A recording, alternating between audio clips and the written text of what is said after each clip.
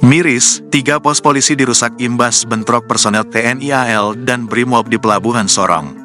3 pos polisi dan kantor Polsek KP 3 Laut di Kota Sorong, Papua Barat Daya dirusak, Minggu, tanggal 14 April tahun 2024. Perusakan itu buntut bentrok antara anggota TNI AL dan petugas Batalion B Brimob di Pelabuhan Sorong. Pantauan Tribun Sorong, sejumlah orang berpakaian preman merusak pos PAM Operasi Ketupat Mansinam 2024 di Jalan Yos Sudarso, pos pelabuhan, dan pos lantas.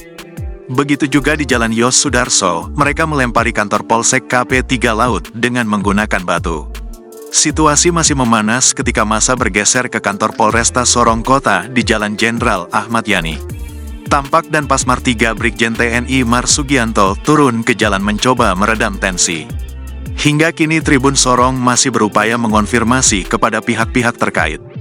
Sebelumnya diberitakan, anggota TNI AL dan personel Batalion B Pelopor Brimob Polda Papua Barat terlibat bentrok di Pelabuhan Sorong, Kota Sorong, Papua Barat Daya, Minggu, tanggal 14 April tahun 2024. Dari informasi yang berhasil dihimpun, peristiwa tersebut terjadi pukul 9:30 WIB. Dari tayangan video yang beredar, keributan terjadi di pintu keberangkatan penumpang di Pelabuhan Sorong. Tampak anggota TNI yang berlari lalu dikejar-kejar kemudian dikeroyok. Akibat dari peristiwa tersebut, sejumlah anggota TNI AL luka-luka. Peristiwa itu diduga dipicu dari salah paham antara anggota TNI AL dan personel Brimob.